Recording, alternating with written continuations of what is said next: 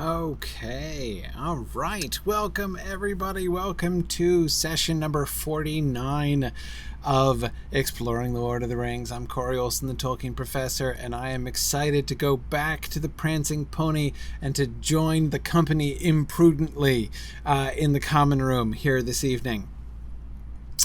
So that's where we are. But first, before we start that, I have announcements. Actually, I'm going to confess, I have a ton of announcements, which I'm going to try to be efficient about, because there's so many exciting things going on that I want to make sure to tell you guys about, because there's lots of awesome things. So, okay, awesome thing number one is, don't forget, this weekend, fried chicken run, right? We're doing the chicken run. I'm going to go from Mickle Delving to Mount Doom.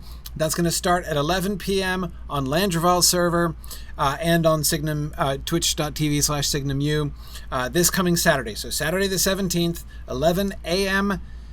Eastern Time, we're going to start the chicken run from Sanderson's farm in Mickle Delving. So you're welcome to join us. If you can join us as a chicken, if you want to help to join us as a protector of chickens, that also would be perfectly fine. So I hope that I am super excited. As you know, in case you haven't heard, this will be my very first trip to Mordor ever. I'll be seeing Mordor for the first time. Not to mention, I'll be seeing most really of Ithilien for the first time. Frankly, I got popped into Hen of the Noon, but that's all I've ever seen.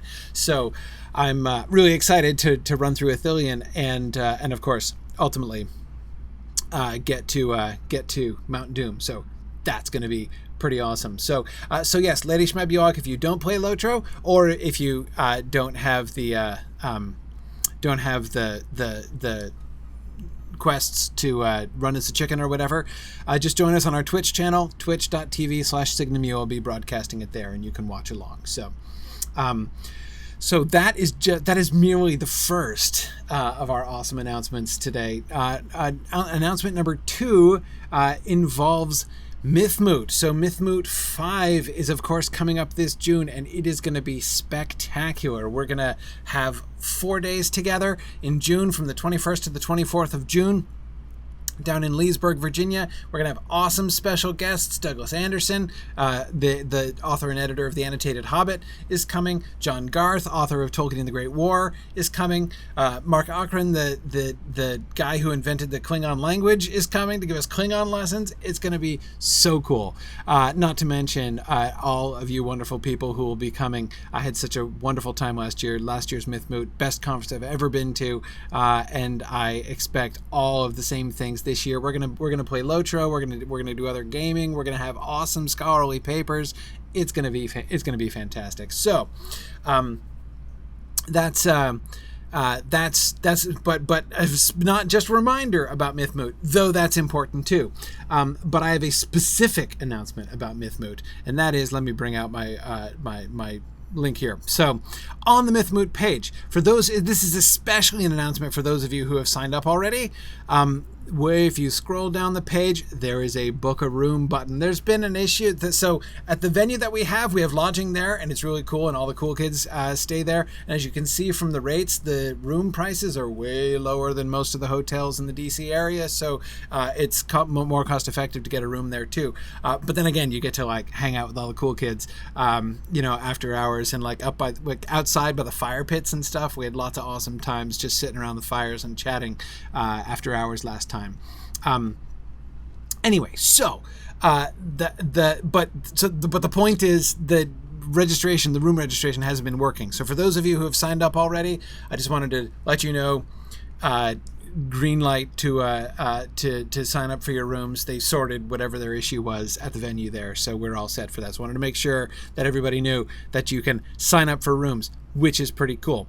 On the general event front, I wanted to mention our regional events, which have been really exciting. In particular, I wanted to remind you of London Moot, which is coming up very soon, at the end of April 28th. Still plenty of time to sign up. And also, as Darren was just reminding me here before class, Darren is organizing it for us over there in England, was with us here tonight.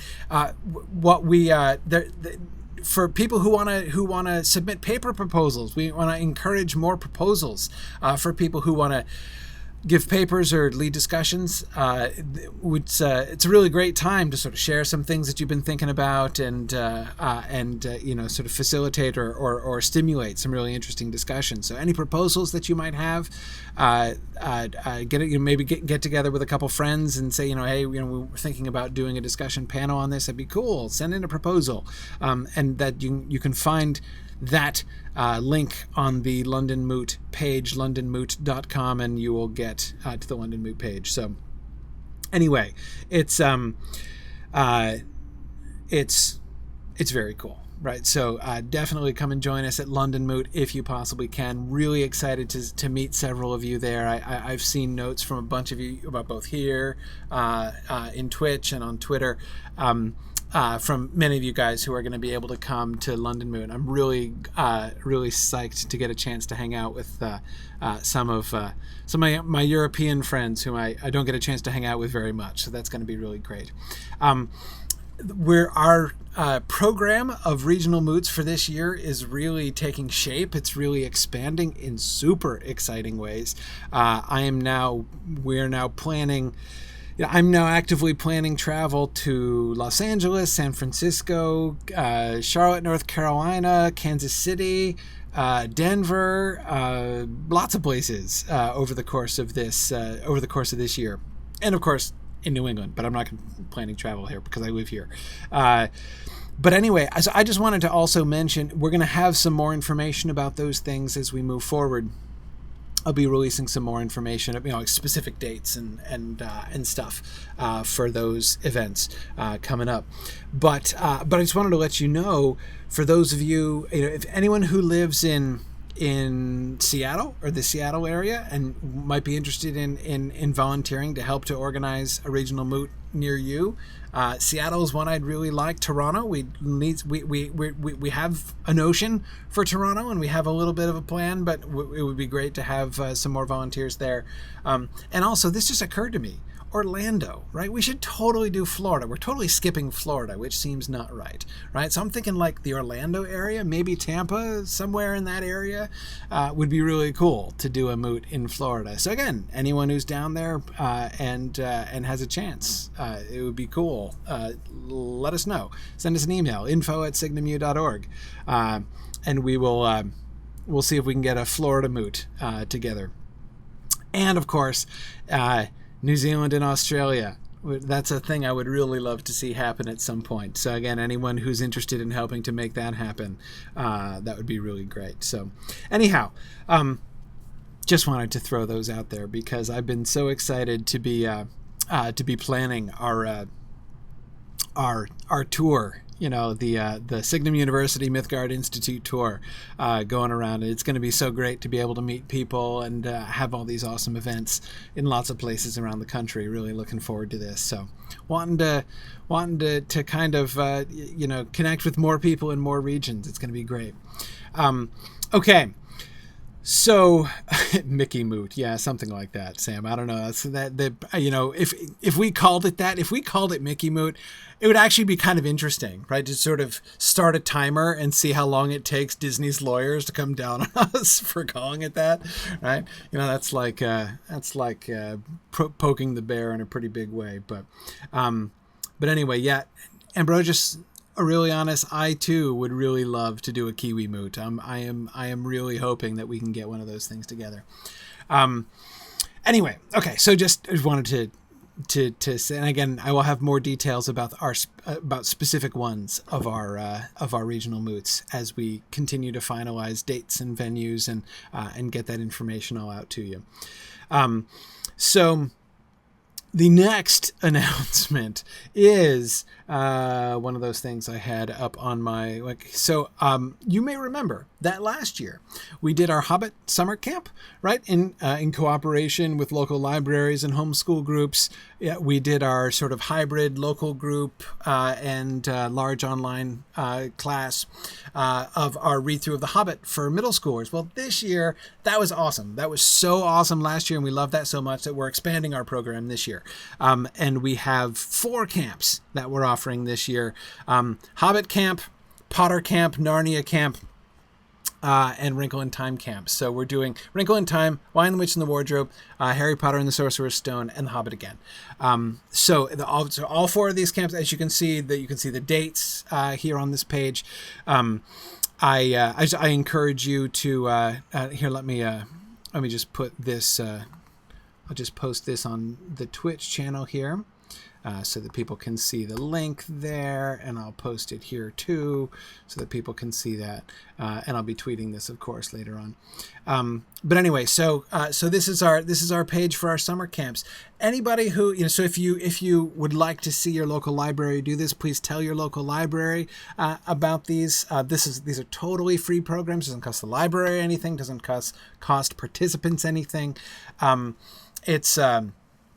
It's just a really cool opportunity for a really fun summer reading program for middle schoolers.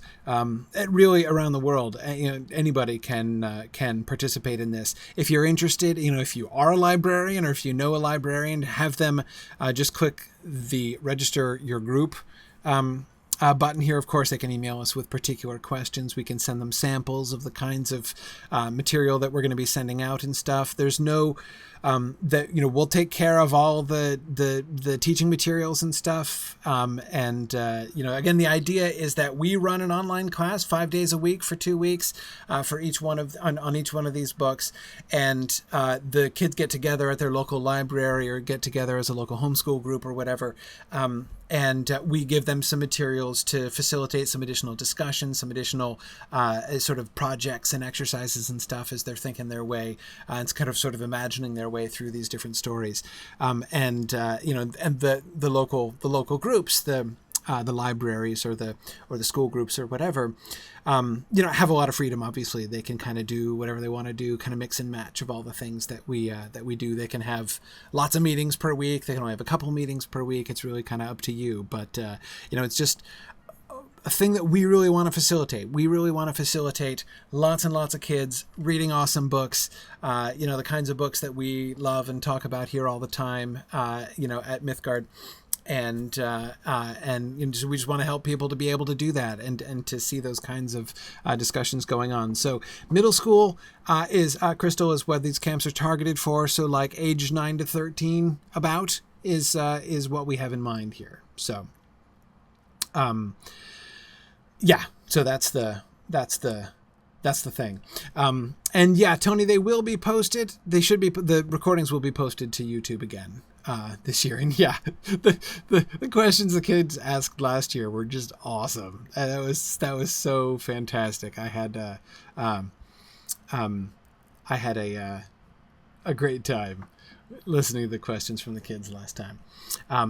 But yeah, Sekaya, yeah, definitely tell English learners in Japan about this. We'd love to have some Japanese groups working with our camps. That'd be super cool. Okay, cool. Yeah. Great. Yeah. Okay. So just wanted to make sure you guys knew that was happening so that you guys can check that out and tell people at schools and libraries and homeschool groups about this and spread the word, because it's going to be awesome. And the final awesome announcement, don't forget, tomorrow night, we are beginning our discussion of The War of the Ring, Book 3 of the History of the Lord of the Rings series, Book 8 of the History of Middle-earth, edited by Christopher Tolkien. We're going to be looking at Tolkien's the development process of the manuscripts of the Lord of the Rings. We're going to get like all the awesome parts in the whole second half of the Lord of the Rings, basically. We're going to get the bulk of Rohan from. We're going to get Helm's Deep and Saruman. We're going to get almost all the Gondor story. Certainly, the Siege of Gondor and Battle of Pelennor Field. We're going to get Cirith Ungol. We're going to get all these things for the first time. So that's going to be really fun. I will be broadcasting that here on Twitch as well. There's also a GoToWebinar link, which is what we've traditionally used for the Mythgard Academy classes. We use that instead of Discord. Anyway, yeah. So we will we'll have that set up. You can find that on the webpage of go to mythgard.org under the Mythgard Academy tab, you will see a page for the War of the Ring class, and you can get the registration link for that, or you can just show up and listen on Twitch. That also works. So, and that concludes my announcement. See, lots of awesome stuff going on, right? My list of announcements kept growing, and I'm like, oh man, I hate to, burden the beginning of the class with this many announcements, but there are so many awesome things. So I just couldn't. What could I do? There was totally nothing to be done. All right. Let's go back to the book now. All right. Title of tonight's class is Home Like Enough, right? Referring to Frodo's comment that he thinks that the inside of the inn will be home like enough, and indeed, of course, it will prove so. And that's going to be one of the, after Sam's initial intimidation, right? Matt DeForest was posting on this in the discussion boards, and I heartily agree. I think it's chiefly the scale of the houses there in Bree, which are so intimidating to Sam and make him feel so ill at ease when they're walking down the streets. And of course, but as soon as we get inside the Prancing Pony, we have some very different things, right? We have a very different impression going on, and that's what we're going to be focusing on here tonight. We got through the introduction with Butterbur last time, and now we're going to see if we can get to the common room and maybe even get to meet Strider. We'll see. I don't want to be rash, but we'll see. Okay. There were, again, a bunch of really cool comments on the discussion boards today, including some really interesting speculations about the 7 stars and some other things. So really, really neat stuff. Don't have time to talk about all of it, but this was a really great point by Croker, who may or may not be an actual frog. So I thought that was I particularly wanted to highlight this.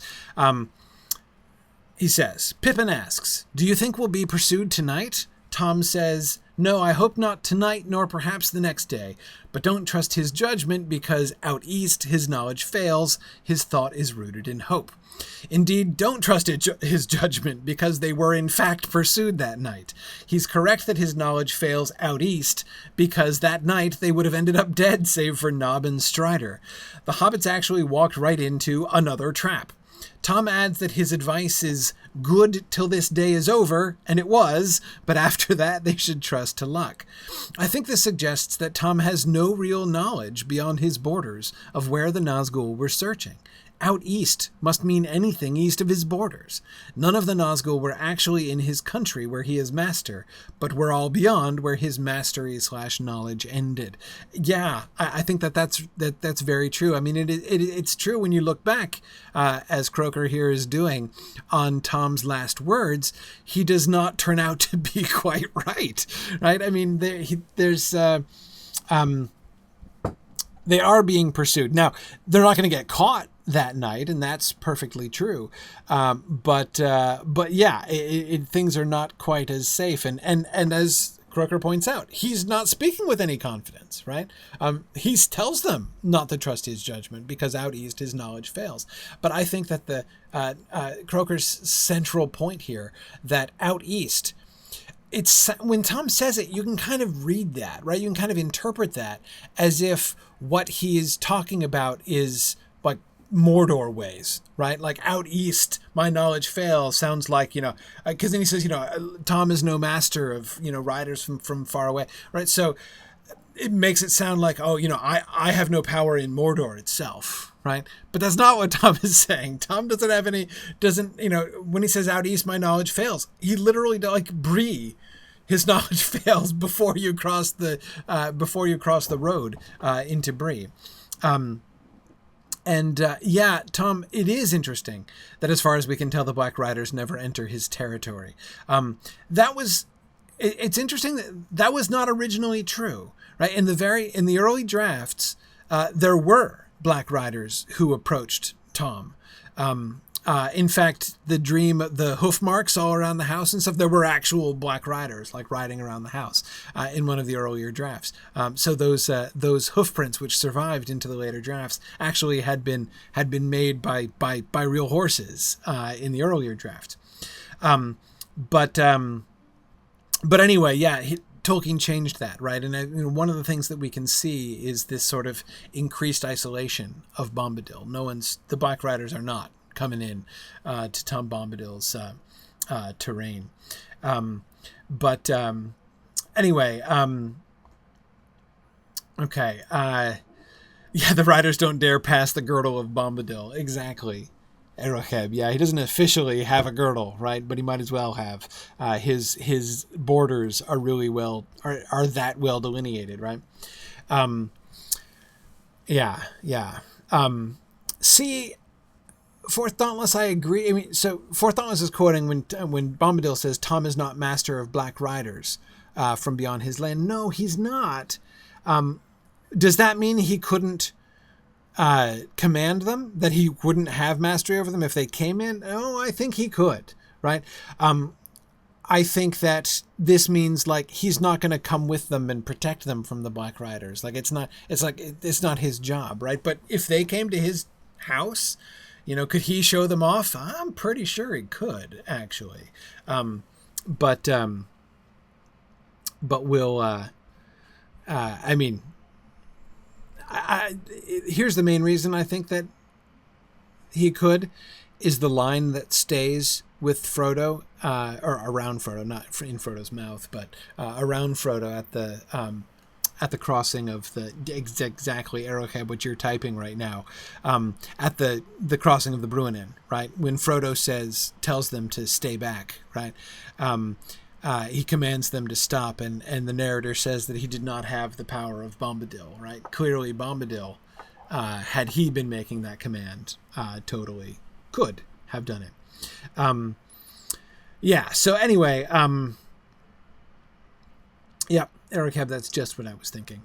But anyway, like I said, I do think that the overall idea that that Bombadil is, has these extraordinary powers within his realm, and yet this really emphasizes how limited his realm is. He really doesn't know much about what's going on outside, and he seems genuinely uninformed about the movement of the Black Riders. He does not seem to have any insight, and even again, as Croker has pointed out, even when he says, when he tries to answer Pippin's original question, his answer is, "I hope not tonight, nor perhaps the next day."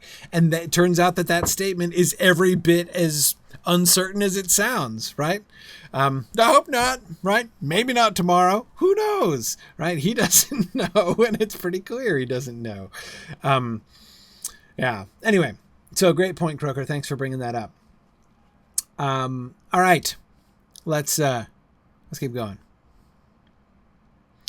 So back to Butterbur. He led them a short way down a passage and opened a door. "Here is a nice little parlor," he said. "I hope it will suit. Excuse me now, I'm that busy. No time for talking. I must be trotting. It's hard work for two legs, but I don't get thinner. I'll look in again later. If you want anything, ring the handbell and Nob will come. If he don't come, ring and shout." Off he went at last, and left them feeling rather breathless. He seemed capable of an endless stream of talk, however busy he might be. They found themselves in a small and cozy room. There was a bit of bright fire burning on the hearth, and in front of it were some low and comfortable chairs. There was a round table, already spread with a white cloth, and on it was a large handbell. But Nob, the hobbit servant, came bustling in long before they thought of ringing. He brought candles and a tray full of plates. "Will you be wanting anything to drink, masters?" he asked. "And shall I show you the bedrooms while your supper is got ready?"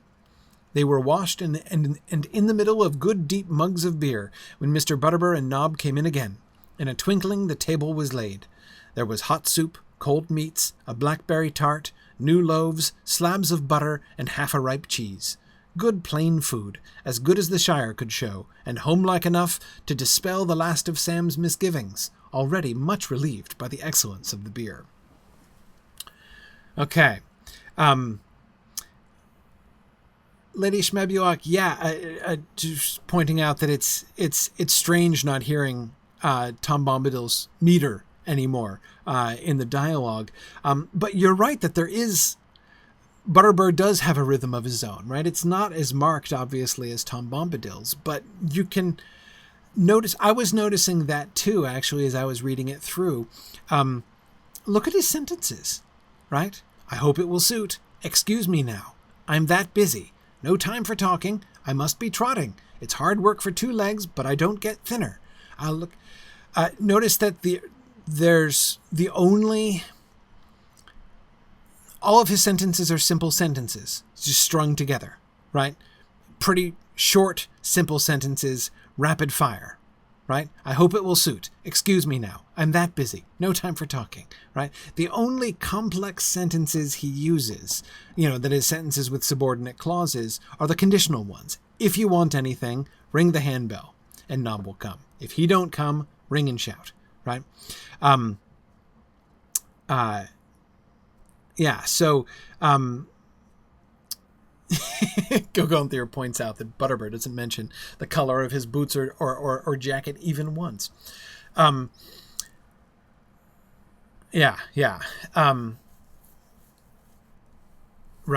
And so, no, JJ, this does not mean that Butterbur is part Black Rider.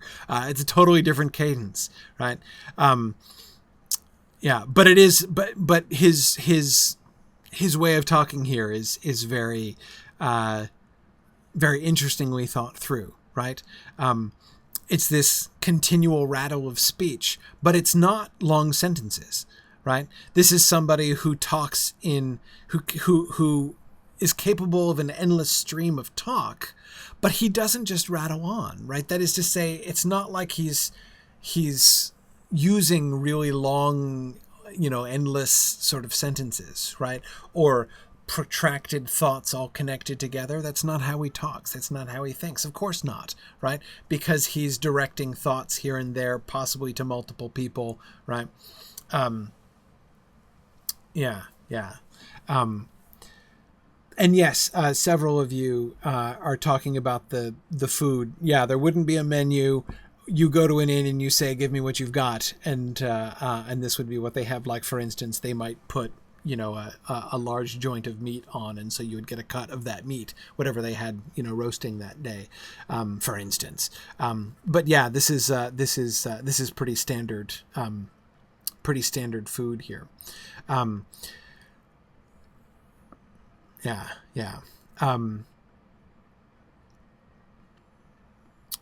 And as far as who's going to pay for it, they do have money with them. There will come a time in the next chapter when Frodo will get concerned that they don't have that much money with them. But when he is thinking, we don't have that much money with us, you've got to remember the scale, right? He's thinking, we don't have enough money to bribe people with, right? They have enough to pay for a meal at the inn, right?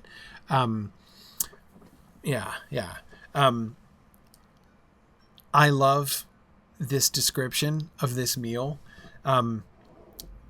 I love the overall effect of comfort and coziness that this passage creates, right? Both the second paragraph here on this slide, that is the description of the room.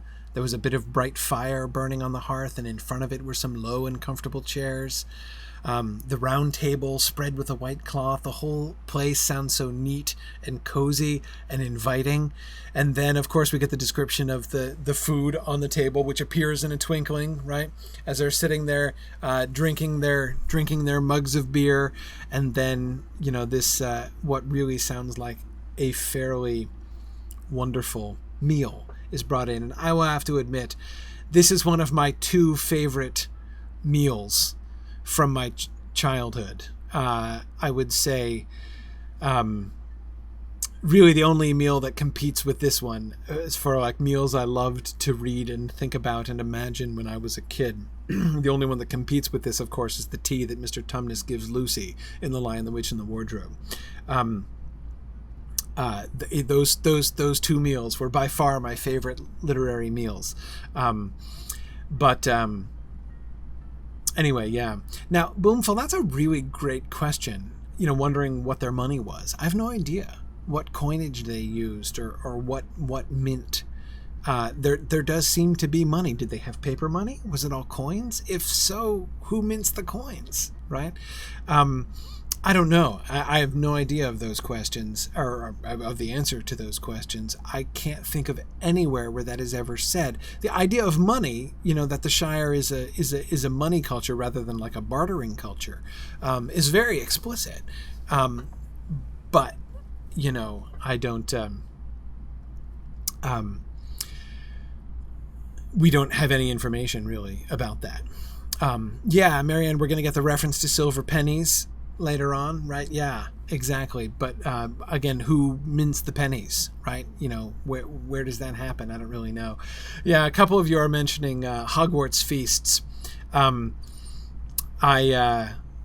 hear that. Of course, I was too old. Those are not books of my childhood, so those don't count. Though I suspect if I had been a child, some of the descriptions, especially the descriptions of the feasts in the Sorcerer's Stone, when it's all novel to Harry, that I think that would probably rank up. That would have ranked up there for me. But anyway, yeah, Mike, I think that's a really good. That's a really good point. I think it's exactly what we see happening here. Mike's talking about how the hobbits are being sort of tugged back and forth between comfort and discomfort, right? I mean, they've been in this bizarre, weird, not to mention wildly dangerous fairy realm, right? Old Forest, Tom Bombadil's house, and the Barrow Downs. And now the town is super normal, right? Compared to that, the returning to the road even is like a returning to the mundane world from fairy, as we discussed. Then, of course, they get into the town, and it's like, yeah, they've come, but it's intimidating, right? The houses are all really big, so they're distanced from it, and they feel small, and it's scary and intimidating. But the inn food is as good as the Shire, as you say. So, and then, of course, we are going to get the scare. There's going to be Strider, and there's going to be the Black Riders, so we'll see them kind of negotiating this, right? But this is why I think this scene, not a whole lot happens right here, right, on this passage, but I think that it is.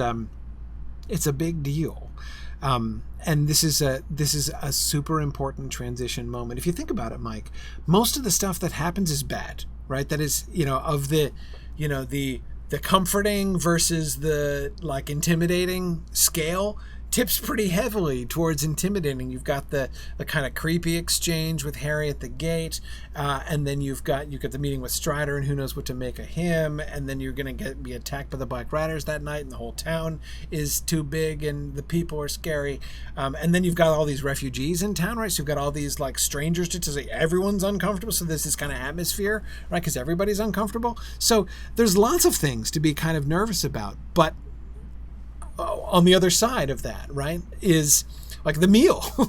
this room, this parlor, and this meal are two of the biggest things that are, that weigh on the other side of the scale, that really make them feel, happy and comfortable, and feel like they're at home.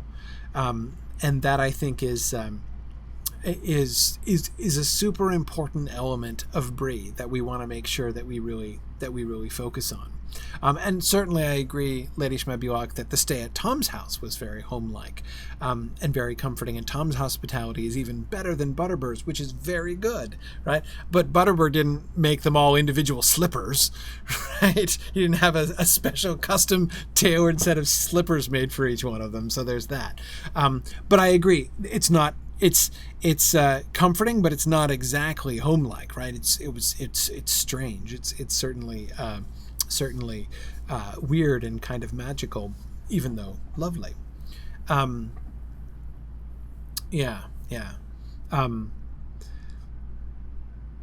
Good.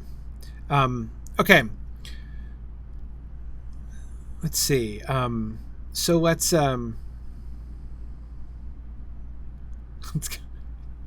you guys are still talking about coins.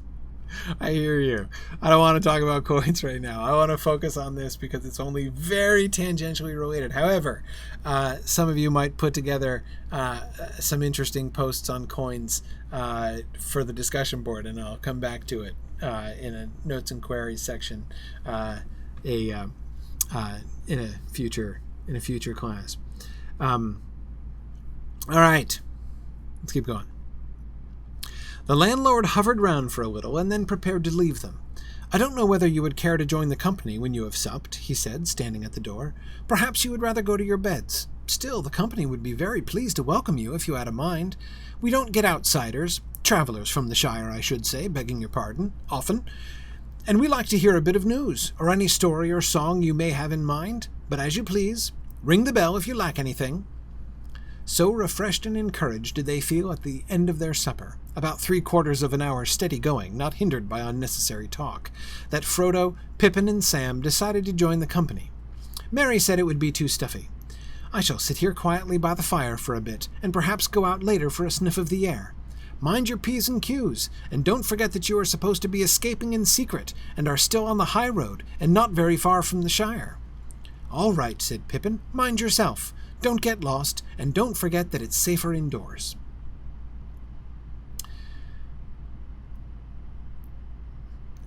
Several points here. First, I love Butterbur's characterization of the people in the inn, right? The people who are in the common room as the company.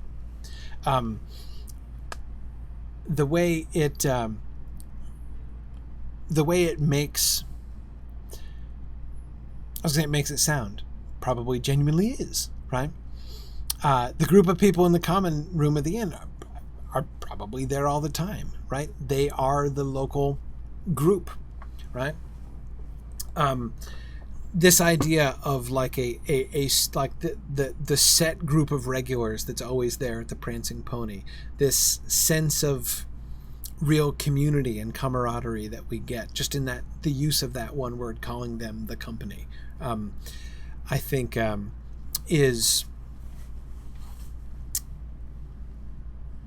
another really important element here, right? This is and to some extent, I don't know, perhaps to some extent helps to moderate. It can't remove, but it helps to moderate perhaps how foolish the decision to go into the common room was. I mean, don't forget that you are supposed to be escaping in secret. Yeah, don't forget that you're supposed to be escaping in secret, right? Let's go hang out in the common room of the inn and chat with everybody is not what you do when you're trying to escape in secret. You'd think that they would have like been trying to prevent them being seen coming into the inn, right? Rather than, like far from on the opposite end of like, hey, let's go hang out in the common room and chat with people. Anyway, it's very hard to understand why they would do that, right? Or rather, to say this another way, it shows us a lot about them, right? They talk about adventures, right? I see you've been having adventures without me. They are not experienced adventurers. They don't have any idea what they're doing. This is still a hobbit walking party, right? I mean, they've had adventures by now, right? I mean, the whole fairy experience of chapters 6 through 8 was a big adventure, a series of adventures. They've already experienced more and survived more than almost anybody else in the Shire. So I'm not trying to downplay what they've already been through, or even how scared they've been, or their realization of the danger that they stand in from the Black Riders. They've all already learned some and grown some since they left the Shire, but honestly, they still have no idea what they're doing. They still think, they're still kind of thinking like it's a hobbit walking party. And it seems almost as if they are eager to forget, right? They are comfortable, very comfortable. And they... Yeah, and for Thos, that's a really neat point. I wonder if they're thinking too much about Bilbo, right? They're like, what is this? Is this Rivendell, right? It's like Rivendell, right? I mean, they've heard Bilbo's stories about how, when, on his adventure, he like, so again, like his stay in Rivendell, right? Is this a short rest for them, right? Do they think they're in chapter 3 of The Hobbit now, that they've come to some place which is safe and secure, and this is a homely house, right? I don't know, right? It's hard to, when you kind of sit back and you think about the whole thing, it's really hard to imagine how they could be so silly as to do this. And yet, yeah, and Alexander, you're absolutely right. He says hobbits are made of stern stuff indeed. This morning, like the morning of this day, they woke up in the barrow in the garments and jewels of dead men. Right? Yes, they did. Yes, they did. It was about 12 hours ago that they were returning to consciousness, having been cast into an enchanted sleep by a barrow wight, to find themselves stripped of their clothes and laid out as if for a funeral on top of a barrow. Yes. And yeah, so Tony, exactly. They have found the second to last homely house, this is the penultimate homely house, right? And they seem to feel like they're kind of there, but yeah. Yeah.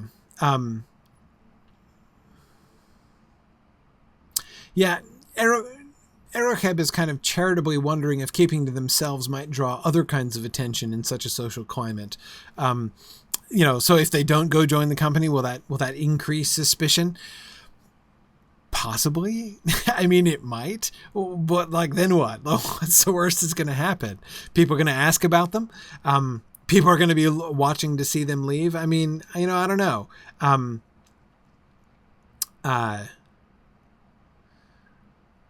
Yeah. It's so yeah. I don't want to be too hard on them, but I don't want to give them sort of a free pass for this either. Even Mary reminds them not to do anything dumb, right? Which of course they're gonna do dumb things. I forget who was, somebody just a couple minutes ago pointed out that nobody takes anybody's advice from this page, right? Pippin specifically is going to absolutely fail to mind his P's and Q's, and Merry is not going to mind himself either, and is in fact going to get lost and forget that it's safer indoors. All of those things are going to happen. What Mary does is dumb too. Seth, I agree with that. I don't think that Mary's, why doesn't Mary go with him? He says it would be too stuffy, right? I mean, I don't think that we can see, strategy on Mary's part, right? I don't think that this is like Mary thinking better or more shrewdly than the other hobbits are. I think this is not Mary passing a test that the other three of them fail, because wandering off in the nighttime in this strange town with black riders known to be nearby is probably dumber than going into the company, as far as I'm concerned.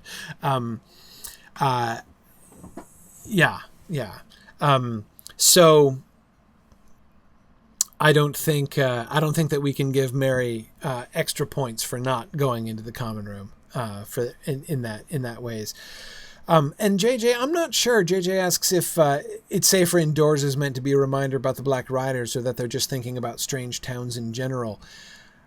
I think it's the Black Riders. Don't forget that it's safer indoors. I suspect that. I mean, it may well be that there's stories and circulations about Bree, but I don't think he's afraid of getting randomly mugged is what Pippin is thinking of here.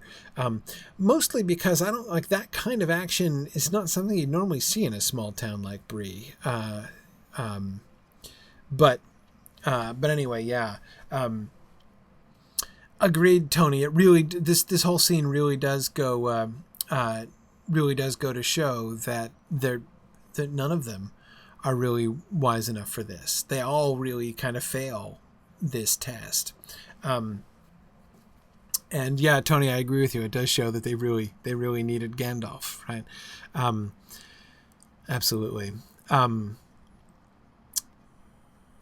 Yeah, good.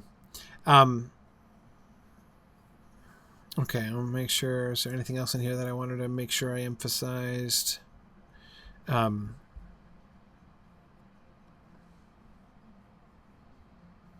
I don't think so. They do want looking after, Oakwig, absolutely. Yeah, Alex points out they failed just as they failed at the Barrows. It is true. It is true that if you think about it, right? If you think about all of the choices that they have made since Frodo left Bag End, it's not a very glamorous list, right? I mean, the let's go walking across the Shire. I mean, I guess that wasn't a disaster in the sense that if they had been driving a cart or a carriage on the road, they would almost certainly have been overtaken by the Black Rider sooner, right? So I guess that one turned out to be okay. There was the shortcut across the Marish that didn't work out so well. The decision to go through the Old Forest did not really pan out either. They did not do well in listening to Tom in the Barrow Downs, right? The whole let's stop for a protracted lunch by this convenient standing stone didn't work out too well. And now joining the common room at the inn. But of course you notice what all of those things have in common, right? What all of those things have in common is they all turned out well, actually, right? None of them are particularly good decisions, but all of them, so let's go walking across the Shire turned out to be way more dangerous than it sort of seemed like it was gonna, right? And yet, again, it turned out to be better than if they had driven, I think. And of course, the shortcut to the Marish didn't go well or anything like as planned, but it got them to Farmer Maggot, who helped them to get, and perhaps they would not have gotten to the ferry without his help, right? The trip into the Old Forest, super bad idea, it turns out, and would have led them to certain death on that same afternoon that they set out. You remember Fatty Bulger's ominous remarks about hoping that they wouldn't need rescuing by this time, by tonight, right? And they did need rescuing, right? But they got it and met Tom Bombadil, and that turned out to be a really good thing. And again, rescued from the Barrow. Alexander, it is like the bad luck in The Hobbit, right? Not quite as dramatic in the sense that the bad things that happened to Bilbo and company in The Hobbit sort of tend to divert them into uniquely beneficial routes, right? Which they would certainly never have found. It's not quite that dramatic, but it is in the same kind of ballpark, right? And of course, we're going to get the same thing here. They're going to the common room, which is a terrible, terrible decision, is going to lead to meeting Strider, right? So we're going to continue to see this same pattern. Yeah. Someone will always show up to pull them out of their bad situations, Alex. But again, it's not even just they're always going to be rescued in the nick of time by another person. It could be, Tony, that there is some other power at work looking out for them. I rather suspect that is the case, in fact. But that's part of the thing, right? That they're not, and as one of you was pointing out earlier on, they weren't picked for this because they were, remember what Gandalf said to Frodo, right? When Frodo says, "Why was I chosen?" and Gandalf says, "Not for any strength or wisdom that others don't possess," right? Yeah, right. Not because you're qualified.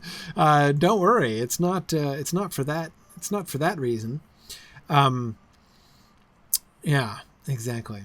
Now, Tiber, I do suspect Strider would have found them in any case, but how and why? Remember that the bulk of chapter 10 is going to be focused on their acceptance of Strider. It's kind of interesting to think about. Sure, I mean, Aragorn was looking out for them, right? He would certainly not have just kind of given up had they never and never met them, right? Had they not come into the common room. But how might they have met? Butterbur wasn't going to let him in to see him, right? So he would have to, come up to him on the street, Hi, I'm a big, strange dude who looks weird and nobody else trusts. Can I guide you into the wilderness? Like, how would that conversation have gone exactly? Anyway, it's interesting that one of the upshots of the near disaster in the common room at the Prancing Pony is putting Frodo and Strider on the footing that they have, right? Strider's helping them immediately. And even before they have had any kind of conversation, Strider's actions have already given Frodo reason to think positively, right? To suspect that Strider might be trustworthy. We'll talk about this more, of course, later on when we get there. Exactly, Galandar, exactly as you say, they wouldn't have had as much reason to trust him immediately if they had not just blown it so badly themselves. That's exactly it. Anyway, okay. Well, they might have gotten Gandalf's letter first, Tony, but they might not have. That's another thing. Would Butterbur even have remembered the letter if it hadn't been for what happened in the common room? I'm not sure. It seems like it's the incident in the common room that jogs his memory more than anything else. But we'll see. Again, getting so ahead of ourselves here. All right. Let's keep going. The company was in the big common room of the inn. The gathering was large and mixed, as Frodo discovered, when his eyes got used to the light. This came chiefly from a blazing log fire, for the 3 lamps hanging from the beams were dim and half-veiled in smoke. Barlaam Butterbur was standing near the fire, talking to a couple of dwarves and 1 or 2 strange-looking men. On the benches were various folk, men of Bree, a collection of local hobbits, sitting chattering together, a few more dwarves, and other vague figures difficult to make out away in the shadows and corners. As soon as the Shire hobbits entered, there was a chorus of welcome from the Breelanders. The strangers, especially those that had come up the Greenway, stared at them curiously. The landlord introduced the newcomers to the Bree folk so quickly that, though they caught many names, they were seldom sure who the names belonged to. The men of Bree seemed all to have rather botanical, and to the Shire folk rather odd names, such as Rushlight, Goatleaf, Heathertoes, Appledore, Thistlewall, and Ferny, not to mention Butterbur. Some of the hobbits had similar names. The Mugworts, for instance, seemed numerous, but most of them had natural names, such as Banks, Brockhouse, Longholes, Sandheaver, and Tunnelly, many of which were used in the Shire. There were several Underhills from Staddle, and as they could not imagine sharing a name without being related, they took Frodo to their hearts as a long-lost cousin.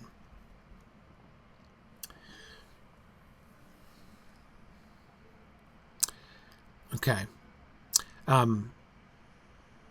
What do we notice?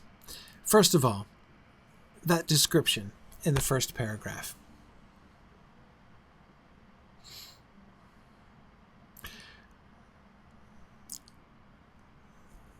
An interesting point of contrast. That description fits well enough the Prancing Pony as it was depicted in Peter Jackson's film, right? I mean, that's pretty much what it looked like. What really strikes me is, and I get this, I remember having this first impression when seeing the Fellowship of the Ring film for the first time.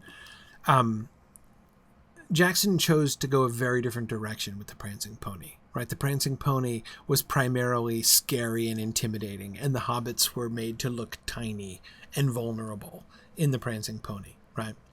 In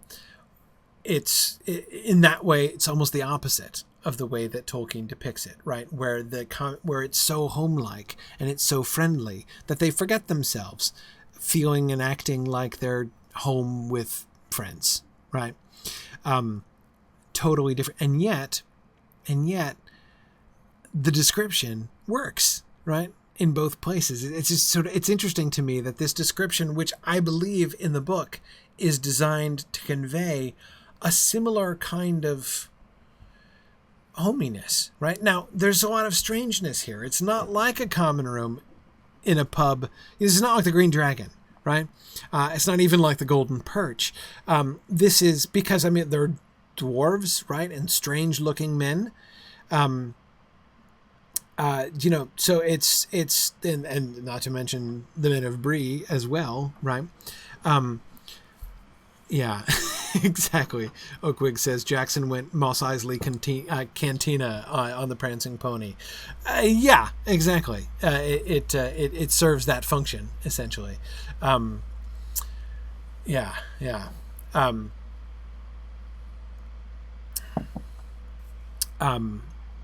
Right. Whereas again here the function is quite different, right? Notice how again with the parlor and with the meal and everything, right? We have this. It's just like you're at home, right? This is, you're finally safe. You are in a warm and safe space with the comforts of home. It's like a little part of the Shire here. Now, it isn't the Shire, right? The room still is, although the chairs are nice and low and everything, so it's comfortable for the it's clearly a Hobbit parlor, and yet they go into the company and they're immediately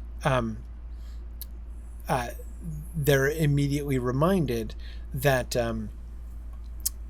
it's not the Shire, right? This is not the Green Dragon, and yet it also kind of looks and feels. I think the description, the blazing log fire, the 3 lamps hanging from the beams, dimmed, being half veiled in smoke, the sort of tableau of Butterbur standing by the fire talking to dwarves and men, even though the men are strange looking.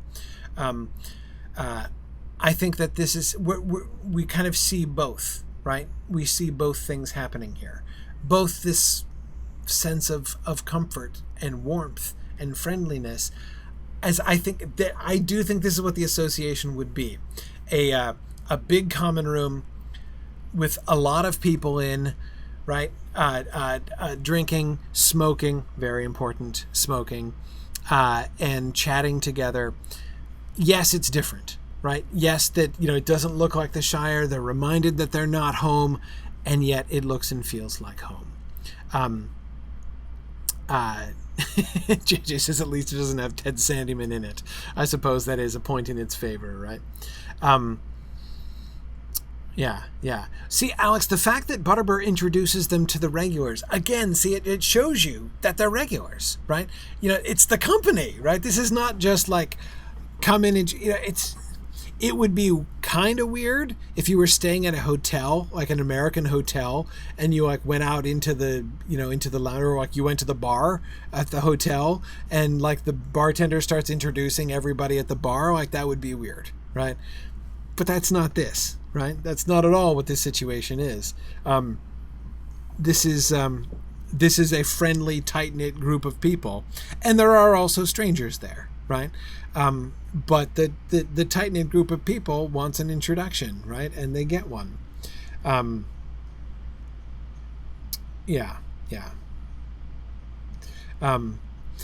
Croker, it's much more like Cheers than it is like Cheers is like the only American point of reference that we have, right? I think that people in the UK would be able to relate even still today to this kind of pub culture than most Americans can, but yeah, see, exactly, Tom. I don't think that kind of introduction would have been weird at a time like this. Or you're thinking like what I was saying with the bartender introducing people? Well, yeah, under the circumstances, yeah, because you're never going to have a room in which everybody's a stranger to each other, right? Yeah. We do have, as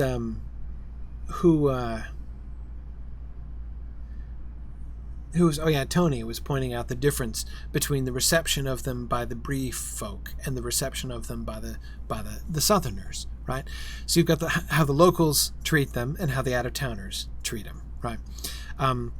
The out-of-towners are curious about them. They stare at them curiously, which is interesting, right? Because of course everybody's going to be curious about them. That's the strange thing to me about that, is that it doesn't seem strange. That is why say that exactly? Surely everyone is looking at them curiously. I would think the Breelanders, and remember Nob's curiosity, right? Nob stopped with like his mouth staring open in curiosity when he saw them. But anyway, yeah.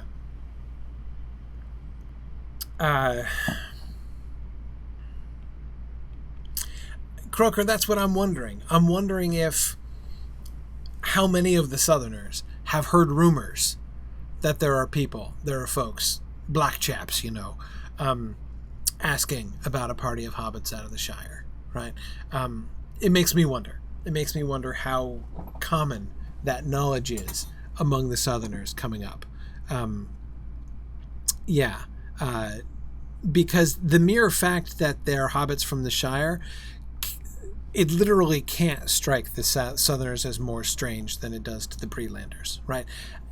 If you're coming from the South, right, if you're a human coming up to Bree from the South, probably the Breeland hobbits are the first hobbits you've ever seen, most likely, right? We know there are some hobbits that live away to the south, but still, as far as we can tell, there's we don't know of anywhere else south of Bree where there are clear big settlements of hobbits like there are in the Bree villages and in the Shire. So if you're a refugee coming up the Greenway from the south, you may never have seen a hobbit before, and certainly not this many of them living in one place. So if it's merely hobbits that you're curious about, they can't be more curious about Shire hobbits than they are about Bree hobbits, right?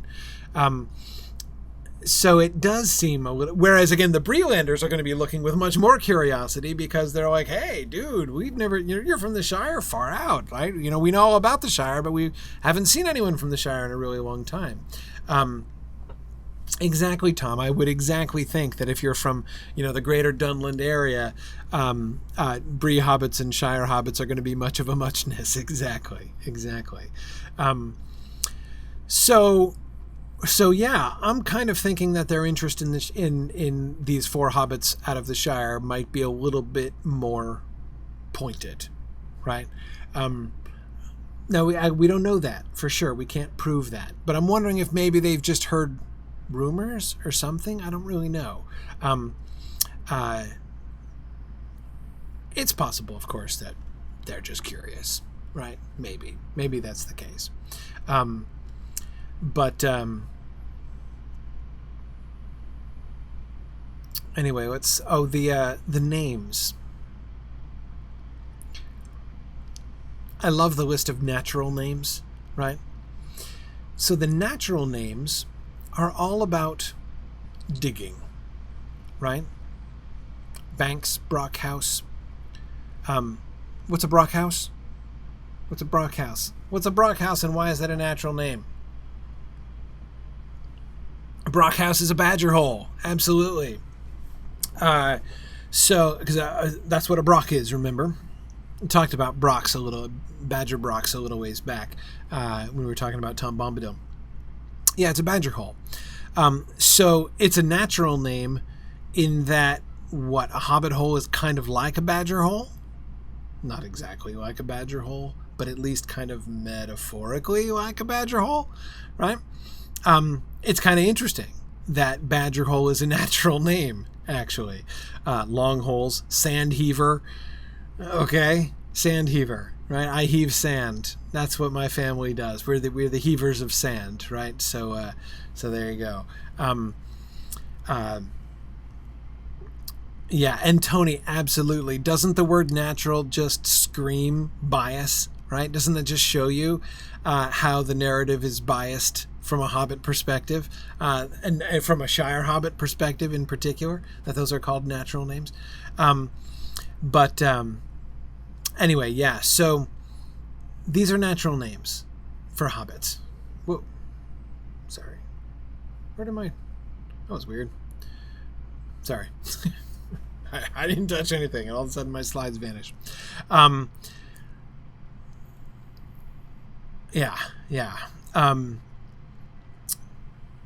What? Sorry.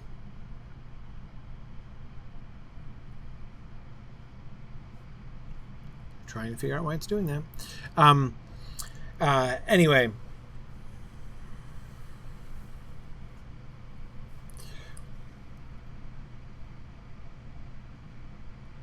Yeah, see, Tamara, I think it's only natural in connection with Hobbit culture, right? Because if you think about it, there's really no other sense in which the word natural applies to those names and not to the others, right? I mean, what could be more natural in a more sort of general sense, right, than botanical names, right? Mugwort and Ferny and Appledore, right? Those are perfectly natural names in the general sense of the word natural, right? Yeah, yeah, yeah, definitely. And you're right, JJ. People in the Shire do use flower names for given names, but not for family names. Yeah, but that's the other interesting thing, right? Is of those natural names, we know very few of them, right? I mean, whom have we met? None of the hobbits that we've met have natural names of this kind. Do we know any of these? Right? We don't know any Tunnelies or Sandheavers or Bankses or Brockhouses. Right? We know Brace Girdles and Proudfoots and Tooks and Brandybucks and Gamgees, but Sandyman fits. Isn't that interesting, right? He's the only one, isn't he? Is there anyone else that we met in the Shire who has a natural name? One of these kinds of names?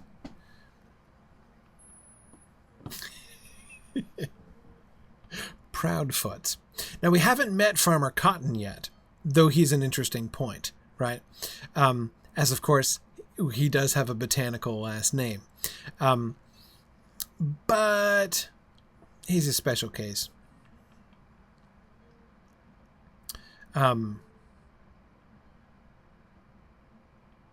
Maggot. There you go. That's a natural name too. Because but I thought that, hobbit holes were not filled with the ends of worms, right? Why would they have maggots in? Yeah.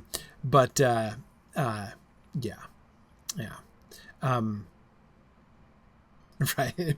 Maggot is a magpie, not the fly larva. Yeah, no, I know. It's just I just wanted to make a joke about the ends of worms. But yeah, anyway.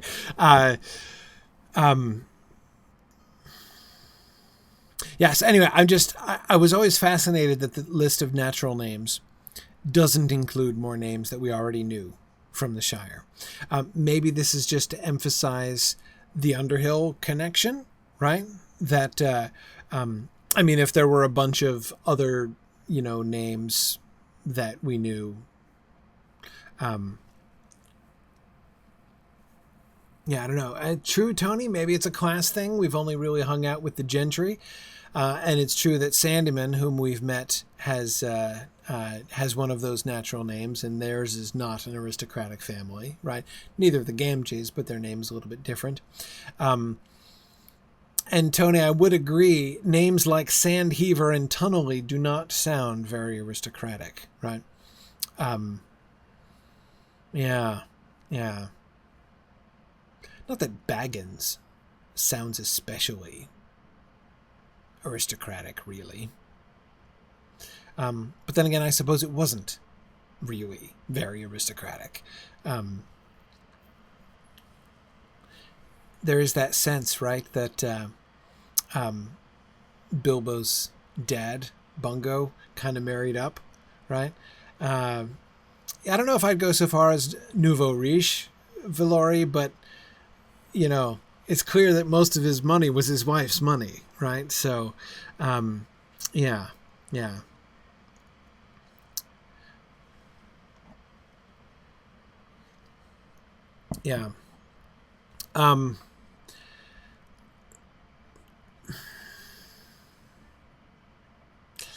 Gamgee is tricky.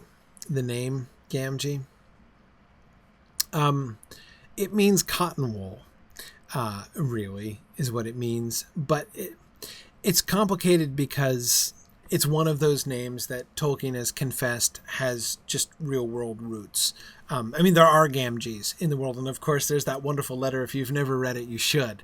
The letter when he writes to his son Christopher, telling him in great excitement that he received a letter from somebody named Sam Gamgee who hadn't read The Lord of the Rings but heard about it, and he Tolkien was so delighted to get a letter from a dude named Sam Gamgee that he sent him a signed copy of the books and was like, "I will have you know that the Sam Gamgee character is one of the chief is the chief hero of the books." It's cute. But anyway, the name Gamgee, Ham Gamgee in particular, was a joke in the family, and of course the name Gamgee was associated with cotton wool. It was a brand name, like, Gamgee tissue was like Kleenex. I mean, it was the name of a guy who invented this kind of cotton wool, and that's where the name came from. And anyway, so that's kind of why he marries into the Cotton family. It's a joke, like it's a total inside joke, which people don't get anymore because that name Gamgee isn't used in that way anymore. But yeah. Yes, Aragorn, exactly. He did then joke about what he would do if he got a letter from somebody signing himself S. Gollum. Yeah, exactly. Yeah. Yeah, Tom, I always think that when I read that letter. Like, I wonder if Sam Gamgee, who sent him that letter, like, had any idea of what the value of that inscribed copy of The Lord of the Rings would be worth someday. Absolutely. Yeah. Anyhow, getting sidetracked now on names. Look at the strangeness that we can see. Again, the comforting feel of the pub room, and yet the strangeness of the strange characters there in the first paragraph, and then Frodo being taken to their hearts as a long-lost cousin by the time we get to the end, right? They're being treated like family. This is a very family kind of affair, right? They're treating him like family. He's being introduced to them like family. This is entirely delightful. If they were thinking, Rivendell-ish thoughts, right? If they were thinking of, the penultimate homely house and stuff, their thoughts would seem to be confirmed, right? Yeah. I don't have it with me, Ambrosius. If somebody who has access to Tolkien's letters, please, could you please look it up and remind me what's the number of the Sam Gamgee letter, the one I was just referring to, where he writes back to Sam Gamgee? If you can look it up, remind me.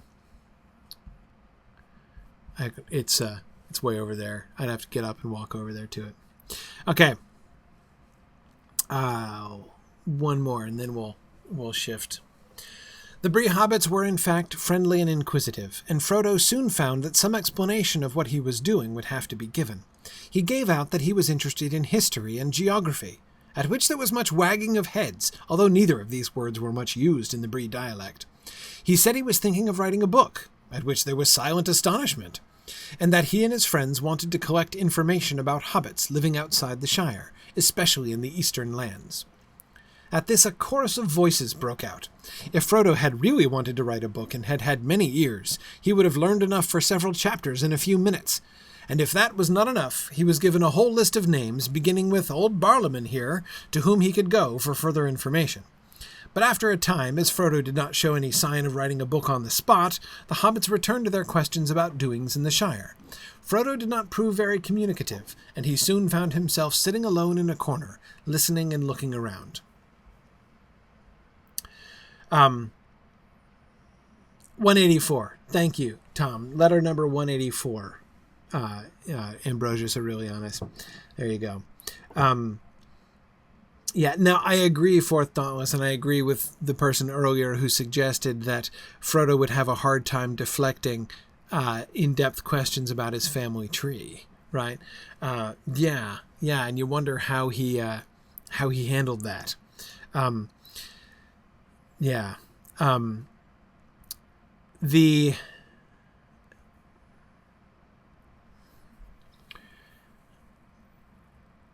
this is one of the places, this is one of the moments where we get one of the most pointed elements of contrast between Shire culture and Bree culture, right? And we get it both linguistically and culturally. Linguistically, because the words history and geography are not much used in the Bree dialect. Nobody uses those words. Who talks about history? Who talks about geography, right? Why would you use that word? That's not to say you would be ignorant of geography. You can know all about geography without using the word geography, right? Who uses the word geography? Writers, scholars, right? People who are talking about it as a discipline. You can know it without talking about it as a discipline, right? Same as you can tell stories without talking about history, right? Geographers use the word geography. Aerocab, exactly. Exactly. So this suggests a much lower level of learning in Bree than in the Shire, right? And that's really interesting, considering what we were talking about in the Shire, right? Back when we were in our hasty and reckless bolt through chapter 1 of the book, and we were noticing that, you know, the obviously widespread illiteracy among the hobbits, right? They're by no means all lettered, and the fact that Ham Gamgee feels that he has to say, meaning no harm, mark you, and I hope no harm will come of it, when he notes that Bilbo has taught Sam to read. That shows sort of the status of literacy in the culture, right? It's certainly not only not universal, but it's not even universally respected where it is had, and yet. It's clearly, the Shire is clearly in general a more learned culture. The very fact that Frodo comes up with this as a cover story, right? And I agree with, Galadar says it doesn't seem like the best cover story if you want to be inconspicuous in Bree. Turns out it wasn't, right? The silent astonishment that greets him when he says he's writing a book. Who does that, right?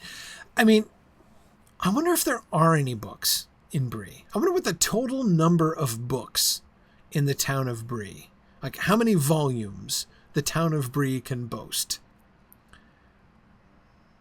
Few? None? Are there any books in Bree? Does anyone in Bree own a book? And if so, what book? And who wrote it? It's obviously not a book of history or geography. Do any of the hobbits in Breeland have any of those books of family trees, right, containing information that everybody already knew, laid out fair and square with no contradictions? Did they? But it doesn't seem like they do that kind of thing, right? Yeah. Boomful's making fun of me for standing in the lower hall in Bree and asking if there are any books at all in Bree, but there you are. Maybe there is a wealthy person, Fourth Dauntless, who would see them as status symbols and so have books. There are probably town records, Arthur. I think that seems likely, right? That somebody keeps written records of something. I mean, you know, you think of even in, you know, like in the Middle Ages in European history, when literacy was also not general, they still kept a lot of written records, right? I mean, you still find a lot of registers of, you know, landowners and even, you know, shopping lists and inventories and things like that on farms. There's still people keeping records. Aerocab, probably there are tabs somewhere in the Prancing Pony. Butterbur, we are going to learn, does value his reputation as a lettered man, right? So he's literate and proud of it. So probably he has books and keeps books. But, you know, I'm really not sure that we have much reason to think that Bree culture, as it's described in the in the book really has any serious books. Well, not serious books, any kinds of books, right? Yeah, Mike, this is a big deal, right? The fact that even largely non-literate medieval Europe has books. Well, I mean, they were also Christian, and the bookishness of the clergy is a big deal, right? And if there was one person it meant that in medieval Europe there was usually at least one person in town who was literate, right? I mean, not always. It's certainly not like all parish priests were literate, but I mean, you didn't have to be. But many of them were, right? And there was at least that correlation. But yeah, you remove the priests, as we don't have any priests. We certainly don't have anything like a Christian clergy, and so you remove that element, right? What else is there? Yeah. No, Blue Wizard, they certainly don't have a post office. Another good point, though, right? Gandalf wants a letter sent to the Shire. What does he do? He gives it to Butterbur, who's supposed to have one of his people carry it to the Shire, right? There's no post office. There's no postal service, right? In the Shire, there's a postal service. Yeah. There might be old books, Harnoth, from old days. I can imagine that somewhere. There are some ancient books, but yeah, would they even have survived? I don't know. It's interesting. Alex Long says, Shire hobbits have books, but frown upon those with the education to write them. Bree hobbits frown upon education, but have interest in those who want to write books. It's a really funny point. Yeah.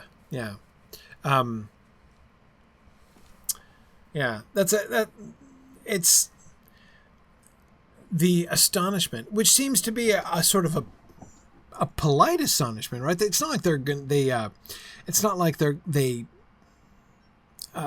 shun Frodo when they find that he's a book writing weirdo, right? They're kind of impressed, and you can tell by how eagerly they participate. Like when they hear that he's writing a book, and they're amazed that he's writing a book because it startles them, right? But then they learn that the subject of his book is something that they all know about and are interested in, they immediately start piling in, like, hey, let's get in the book, right? Yeah. And Lincoln, it is interesting, I agree, that the first person that they direct him to for more information about hobbits is Butterbur, right? One of the big folk. It does suggest that there's clearly no absolute firewall in Bree culture, right, between the hobbits and the big folk. And also it certainly does show, Lincoln, as you point out, that the innkeeper is a very prominent figure in Bree. We don't know if there's a mayor in Bree, but there's Butterbur, right? And he certainly seems to be held to be the authority on pretty much everything. Yeah. And yeah, even the fact that they seem to expect him to start producing a book on the spot shows that, like, they clearly haven't the faintest idea how this goes, right? It's like so little experience with book writing that they think it's a spectator sport, right? Like the wide world of novel writing or something. They're just going to sit and watch him produce it. Yeah.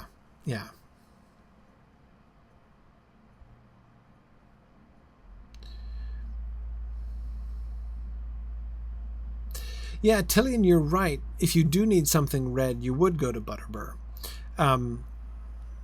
Makes you wonder where Butterbur learned to read. I mean, from his father, presumably.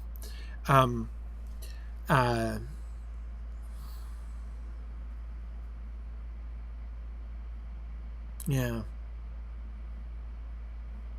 there just doesn't seem to be an educated class. in Bree at all. Makes you wonder. We don't know, like, are the... No, I can't imagine that the hobbits, like in Stattle, are any different, really. Yeah. Tom is wondering how Bilbo learned Elvish, for that matter. Well, there are at least elves in the Shire. Yeah. What does he read, Tiber, is more what I wonder, right? That he could have learned from his dad, I can believe. But how he keeps in practice is a really good question. Aerocab, absolutely. He could have had joined Candide's correspondence courses. That seems very likely. Sorry, Lotro joke for those of you who don't play.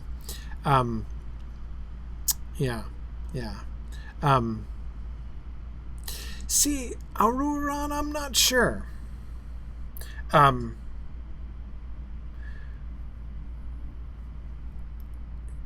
How much do you need literacy in order to run an inn? I mean, it depends, right?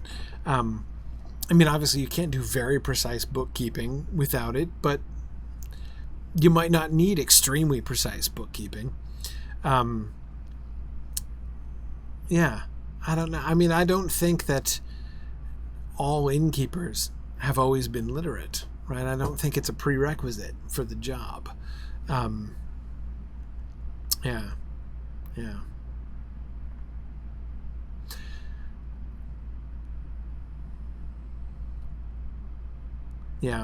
And Gallandar, you are right that it is possible that there are people who are literate in Bree, but just the idea of I'm going to sit down and write a book, either a literary pursuit or even a scholarly pursuit, might still seem really strange if the only literacy that is at all current in Bree is essentially mercantile literacy. The idea either of writing or of reading a book might still seem very foreign. Yeah.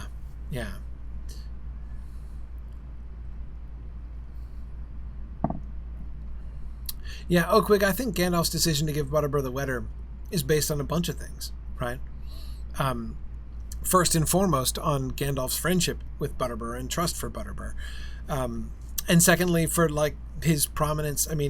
If there's anybody who's capable of getting a letter to the Shire from Bree, it would be Butterbur, right? Who else? Who else is more likely to do that? Of course, like, there are other things that might impede the process, but still, he has the means, right? He's got staff. He's got, he has the position that he has. Surely he could find, if anyone can find somebody to travel to the Shire and deliver a letter, it's going to be Butterbur, right? So I think there are lots of reasons, which don't have to do with literacy, why Gandalf would ask Butterbur. Yeah, and you're right, Tony. Certainly the person who delivered the letter would not have to be literate at all. Yeah, absolutely. Okay. Let's see. Where are we next? Well, nah. We'll get to the talk of distant events next time. I don't want to touch on the talk. This is what we'll end with books. A book largely concerned with hobbits, being the book that Frodo was pretending to write, and of course the book that Frodo was indeed to go on to write. That quotation, it's of course a quotation from the prologue to the Fellowship of the Ring. This book is largely concerned with hobbits, which is how it begins. And of course, that's the Lord of the Rings, which is the book which Frodo is actually going to go on and write. But of course, we're not only here interested in a book largely concerned with hobbits, but in hobbits that are very interested in a book. But anyway, yeah, so Lincoln, you're right. We're not going to reach Strider tonight. We're going to get as far as this, but we will totally get to Strider next time. My goal is to get up to, but not including, the song next time. That's what we're going to do, because that's also going to be it, right? Yes. Okay. So I'll be back next week, but I'll be gone the week after that. So we're going to see if we can get to the song before I leave on family vacation. So, but it's time for field trip. So stick around. Those of you who want to do the field trip, you can. Those of you who are on Twitter can switch over to twitch.tv/SignumU and watch our field trip with us. And we're gonna do a tour of Bree.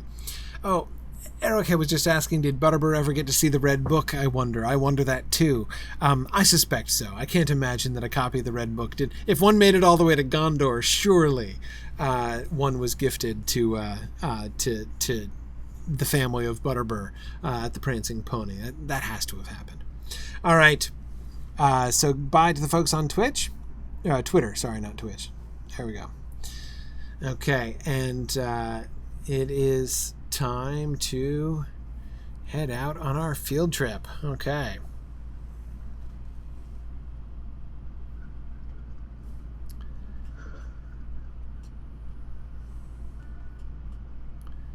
Okay. Yeah, exactly, Tom. Pippin obviously would have stopped along the way when he was delivering this. At the very least, he would have seen it, right? Butterbur and the folk of Bree would surely have seen the Red Book. And again, it's hard for me to imagine that a copy of that did not make its way permanently to the Prancing Pony. Has to have been. Okay. All right. So today we're going to go super far. That is, we're going to wander around Bree. So here's the goal. We've been looking around the outside of Bree. So our question here, studying Bree as closely as we've been in the book, I want to be looking at the the town of Bree as it's depicted in the game. And my question is, what do we see? What kind of story and setting are we getting in Bree by the developers? And yeah, it is kind of really funny that I hear them saying, was there even a single book in Bree? And we're like surrounded by floor to ceiling bookshelves in this room. That's where they all went. Exactly. They were in this secret underground lore room. Okay, so the places we're going to go today are going to be to all the places that the hobbits in the book don't go. We sort of followed the path of the hobbits last time. Yeah. Up to the Prancing Pony, and now we are going to go everywhere else. Good evening, everyone. It's Valori. I'm here as Kofi tonight. All right.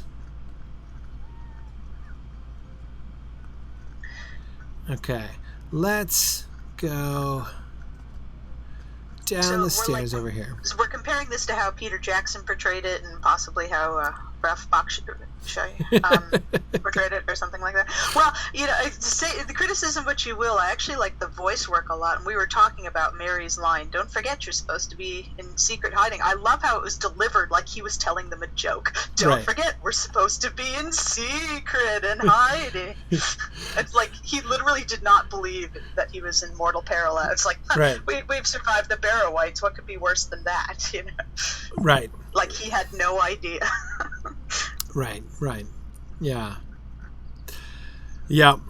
exactly. No, I do really like, I like a lot of things about the Bakshi films.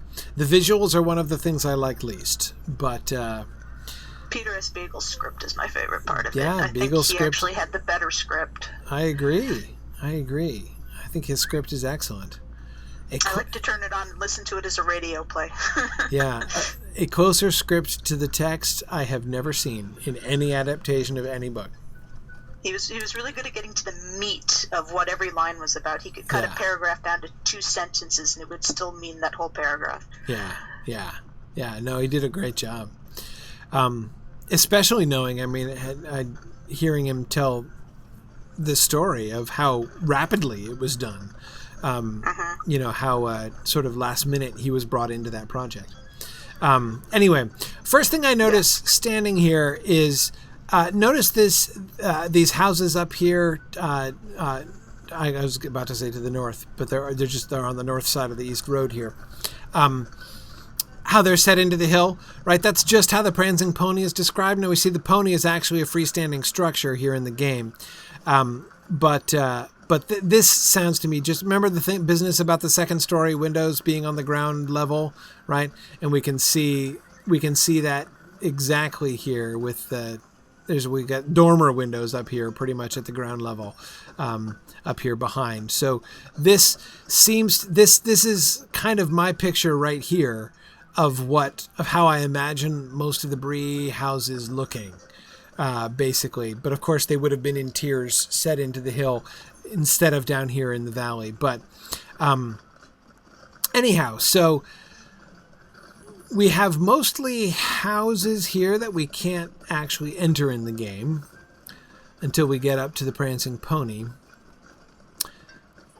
Now we've... Not counting the cat lady's house. Not counting the cat lady's house, yes.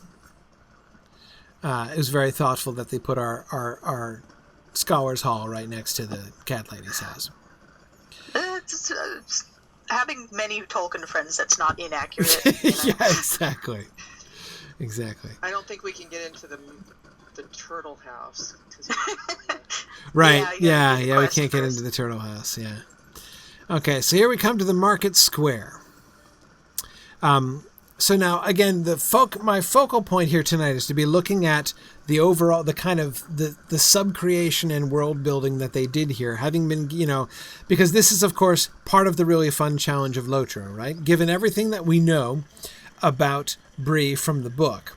Now, how do you construct an entire town? Because obviously they can't just put in the game what was in the book, or you'd have a very empty town. The hobbits didn't go around exploring, at least not by light and not successfully. So they have to invent not only a whole bunch of other buildings and streets and everything, but this whole culture and even history. So why boars, Tony, is a great question, and I was wondering that too. I remember wandering around. This is one of the first places, of course, the pony was the very first place I wandered when I got to Bree.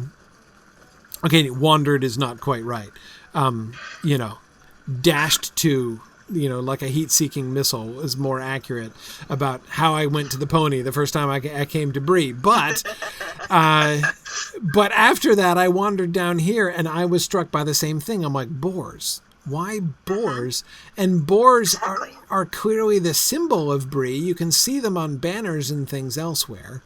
They're a key part, as you can see from the banners right here in town, right? Yeah. This is the standard Breeland banner with the boar's head up on top. Right next to Hugh Reed, who has a very planty name. Yes. I'm going to start looking at surnames tonight, by the way. That's right. Yes, we'll see how many of them have botanical names. Well, that guy's just called Supplier, which is not a very good name. Not all of them have names. Yeah, exactly. Anyway, so why boars? And the answer that they give in the game is a very practical one. You hear the story. Don't you hear the story from this guy over here? Gosh, it's been years since I heard the story. But I think that this guy tells the story, Second Watcher Heathstraw, who has a nice botanical name. Could I speak with you a moment? And I know he's just sending me to the mayor, but when you come back to him and he tells you that you can get to the quest where he tells you some of Bree history. And as I recall, his explanation of the boars are that there were wild boars living in this area, and like the legends are that like in the early days of Bree, like the original settlers subsisted largely upon the meat of the boars, and boars were like the pigs were domesticated here and everything, and so it was just like a staple part of the Bree diet to be eating boar from this area, which strikes me as a very like plausible and pragmatic. The Breelanders don't choose something for symbolism purposes, right? They don't choose, their symbol is not a dragon or something mythic or legendary. It's just this you is are what you eat. Yeah, this is what we ate, right? And yeah, there's there might be other kinds of associations with them, that they are, defensive of their territory and, fearsome when cornered and things like that. But that's not how it's explained to you. And I think that that kind of pragmatism, as I said, it seems to strike me as kind of right for the sense that we get of the Breelanders. I think boars are still deadly. They're like one of the chiefest causes for wildlife death in Europe. Yeah, boars are not to be tampered with. I mean, they're not to be taken lightly, for sure. So there's a reason you find it a lot in a lot of livery. Yeah, exactly. So, of course, right over here we have the most popular building in Bree, which is the crafting hall. Not a crucial part of town society exactly, but an extremely useful place for players. The town, of course, looks very Tudor, right? Very. And which is kind of interesting. I mean, there were several people saying when we were having the discussion about which discussion was it? I'm forgetting now. About how the Shire seems to be about like 19th century rural culture, but Breeland does not seem much more than Tudor. I think that follows that technology too, with like hobbits having pocket watches and stuff. Yes, exactly, and postal service and stuff like that. Yeah, exactly. That seems to me right. I mean, I think I'm trying to think of counter examples to that, and I can't exactly.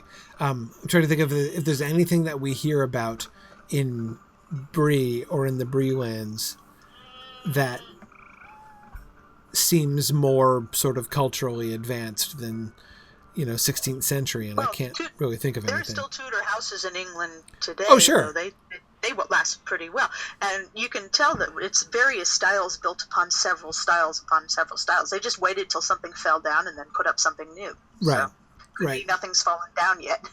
Yeah, I mean, like you do get, for instance, this house right here. The town hall here is of the stone, and it's that stone that we were suspecting is recycled stone from the old Arnorian ruins. And it's got this sort of over on this side, right? It has this sort of Tudor edition over here. Timber edition here. Yeah, over here, which totally looks tacked on, right? Yeah. Oh no, it's almost freestanding. Look at that. Yeah. Oh yeah, it is. Oh, it is. It's totally freestanding. I wonder if it's just in like a maybe it's a records library or something. Right, and look back here. You have this old wall. That looks like an Arnorian wall, doesn't it? Or almost. Kind of Gothic looking. Yeah, that's really interesting. Connecting this wooden house next door to the stone town hall building. Yeah, no, this is clearly a building just placed here. It's obviously attached. Okay, not literally attached, but it's obviously connected with the town hall building. Even maybe the mayor's quarters were getting moldy and they needed a new living space. Even these boulders are kind of fun, right? Like we're gonna pave this courtyard, but these boulders are just too big and annoying to move. So we're just gonna leave them and we're gonna pave around them, right? So we'll leave this little sort of park here with these trees and stuff, really just because we don't want to or don't have the technology to move these boulders properly, right? You know the guard that makes this part of his circuit, half of his job is telling kids to stop climbing on him. Right, exactly. Well, they would not have the tools to get anything this deep out, so... Right, yeah, no, it would be... Nothing to be done. Yeah, boulders of that size would be non-trivial. I wonder if there's, remnants of a statue or something, or maybe a barricade of some kind. Wonder how just these three got here when everything else seems to have been successfully cleared out. Yeah, no idea. These just could be the biggest of the boulders, the ones that they couldn't shift when they were building. But let's go inside. Let's go inside and see the mayor. We don't have to. I was tempted to do the tour of Bree quest, but I think I just want to freelance it at the end of the day. So we got Walt Hollytree is the clerk of kinships. Oh, Holly Tree? Oh, there he is. Yeah. Bonnie Milkweed. Milkweed. There you go. Yeah. Look at all these books.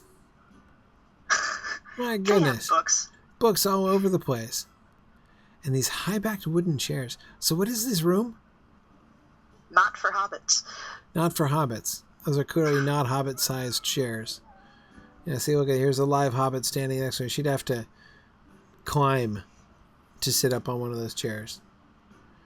Yeah. Huh. What is... This almost looks like a pulpit. What is this room supposed to be? Is this a lecture hall? Probably a meeting hall. Probably where they Meeting have town hall? meetings. Yeah. Yeah, hang on, because there's a... That's when they're going to say, there's too many books in here. We propose the building of a town library. And everyone goes, what for? Yeah. Oh, look, there's a horn. That's a horn. I was wondering what that was. There's a horn. So what, to call everybody to it? Boy, that would get people's attention in a closed room. It's probably an heirloom. If you did it in here, you'd go deaf. Yeah, that would be rough. Yeah, this could be a courtroom. I agree, Pontin. There's a It could be. plaque in front of it. There's a plaque in front of the horn. Oh, does it say anything? I can't tell. It's a historical monument? Yeah, it's definitely one of those. This is the horn that was blown at the Battle of What's-It. Yeah, maybe. Maybe. Cool. Okay, so town meeting / courtroom down here with lots of steins on the back wall for refreshments.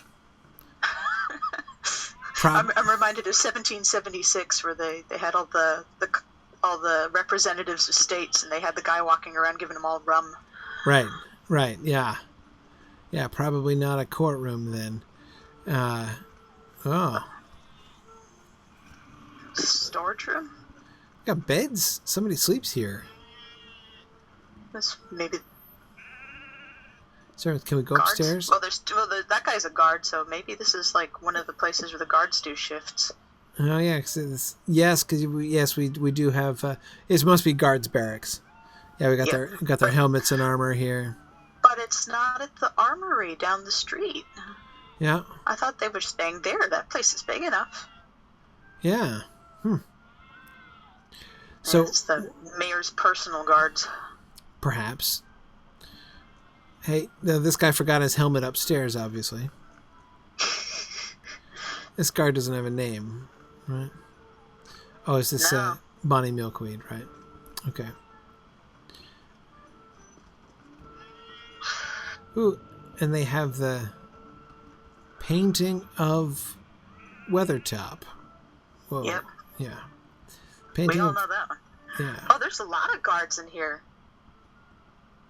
I counted 3 and then the one downstairs. Yeah, yeah.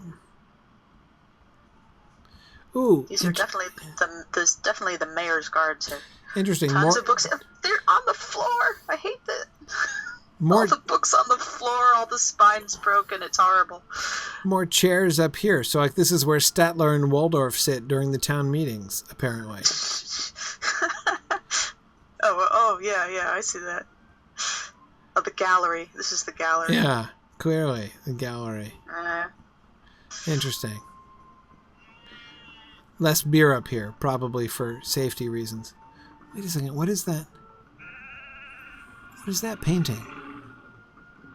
Which painting?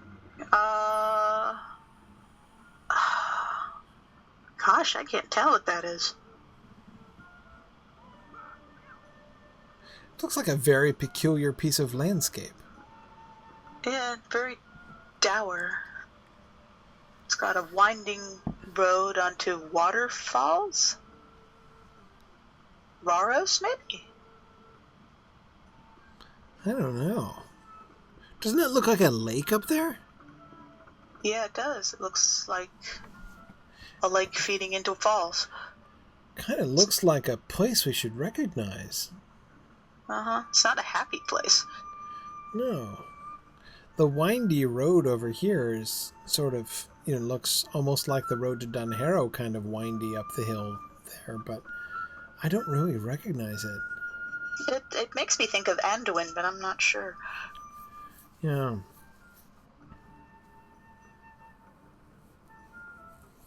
It's Viking back falls. Yeah. All right, here's the broken books and everything, yeah. Yeah, what? I was like, what's going on? Why are these just all over them? Is he just careless? Or did he have a tantrum? My goodness. I didn't even see this pile over here. It's hideous. That is shocking. This is why the game is rated teen. It's just graphically awful. Right. Depicted tobacco and alcohol usage and violence to books. Violence to books. Yeah. Oh, one of those to the wall there, look.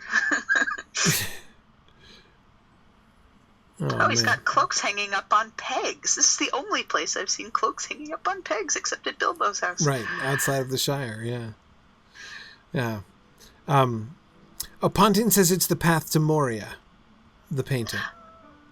Wow, that's a pretty grim thing for the mayor of a little homely town that doesn't know its own history. Not to mention far afield. Yeah.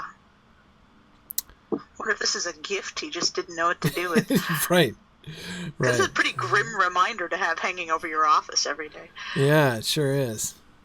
Sure Feel like someone having a big picture of hell in their office. Yeah. See, it's in their judicial office. I don't know. See, it's interesting to me that they made the choice to have this many books, so many books that they're chucking them on the floor. You know, the whole wall to ceiling book or floor to ceiling bookcase look is it's cramped tight. Yeah, and I love the fact that we have lots of scrolls as well as codices here, right? So I mean, these are presumably really old books. You store the scrolls up here, and then the codices down here. But it certainly is one thing that the developers have very emphatically not imagined, right? Is a non-literate Bree culture. Mm-hmm. Yeah. But you can see why they're so shocked that Frodo's writing a book. Books aren't written; they just have them, and they're all over the place. Exactly. What, you mean one of those things we use to strew the floor with? Yeah. We keep one in the outhouse. Yeah, exactly. Nice thin pages. Exactly. Okay. Well, Right. Also, the comment of everybody hovering around and suddenly disappointed that he wasn't actually starting to write the book right there. I'm like, Yes. Tolkien has tried to write in a pub and people were bugging him. Right. That is like anyone who's been a writer and anyone who tried to write anything in a coffee shop to have people going, "What you doing?" Yeah. He's been there. Yeah, I could tell exactly. immediately. All right. We're going back outside here, outside the town hall. That meeting space and the horn were my favorite so far. That was cool. Okay, so we have a definite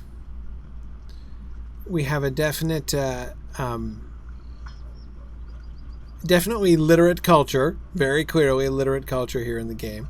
Mm-hmm. We have an enormous prison, a positively gigantic prison. It's bigger than the mayor's house. It is.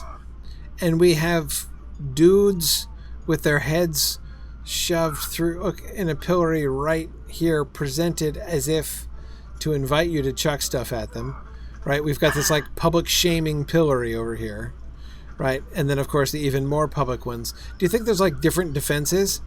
I guess, these are so that like widows can come and punch you in the stomach, right? Apparently. And the ones in there are just where you can be seen to be being punished. Yeah. So as an example to others. There would be shame, but presumably less injury to those dudes in there. But yeah, it's... I don't even know quite what to do with the size of the prison here. Now, clearly this is used as a barracks as well as a prison. Yeah, because The fact this that is the training hall here, not an exercise yard. exactly. And inside here, we go into the jail. Let's see. Okay. Ooh, we have an apple door right here. Oh, and another apple door. Yeah, we have Sisters Dawn or apple door. cousins. Okay, so this is clearly she's a trainer, right? And we got lots of guard gear inside there. And we got more people training and fighting. That's the Guardian dude, isn't it? Trolley, yes it is. That's what I thought. Yeah. Wigand, who is from Bree Town, remembers him very clearly. Now we have cells, such as this highly secure cell, in which this guy is very patiently... Oh, they're on the honor system. Yeah, it's definitely the honor system here in Bree. Oh, great. Now we're trapped in here. So he's reaching out through the bars. Hey, look, he's got that same eagle on his chest that the emissary of Saruman has in Tomathedras, where Grifflet just was last week. I was just noticing that same eagle crest. Yeah, it is. The Isengard did. Weird. I guess it's just dudes in prison who wear that outfit. It's like prison garb, maybe. It's the crow's feet or the. Yeah. Okay, so all right, and this guy's one's just sweeping up. this one's just sweeping up. Yeah, he doesn't stay Oh, here. another apple door. Another apple door. What is this guy? Oh, he's eating his prison rations. Let's see, what does he got? What is that? Toast? Bread Yeah, and something. gray lumps and brown sauce, or brown lumps and gray sauce. Something like that. Yeah. Okay. And then this dejected fellow over here. Oh, and another guy sleeping. This is a double. Okay, we have him ominously striding back and Line forth. pacing thing. Yeah. Okay, so we have 4 total prisoners inside so far. Well, there's more on the other side. Right, and then we have over here. Okay, so we have a bunch of cells. The cells, I will say, are quite roomy. Oh, it's the women's prison over here. Okay. Oh, that makes sense. All right, so we've got boys and girls. These are fairly rough-looking women, I have to say. That is to say, they look like they're clearly in here for brigandage, and Yeah, they all got like blood and scuffs all over them. exactly right, and are wearing like scraps of armor. Yeah, so they're imagining some kind of violent offense on the part of these women. Which we've seen quite well enough of once we get abroad. Right. Oh, this one is not. She's crying in the corner? And she has a nice dress on. Yeah, she is. It looks more the Rohirrim kind of style dress. It does. So she does not look like a brigand. She might be in here by mistake. Yeah. At least it seems like she might argue that. Uh-oh. I'm locked in. Okay, there we go. Okay. So, we've got a whole bunch of prisoners.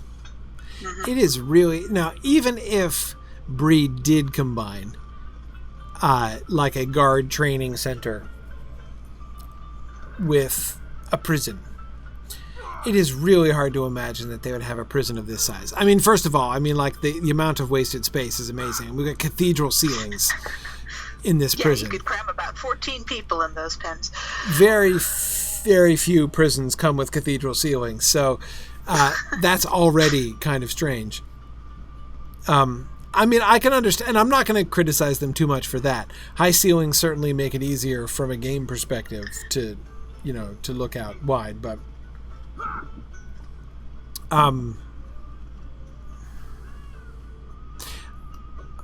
this is one of the choices of the developers in the Bree story that I find most challenging, most difficult.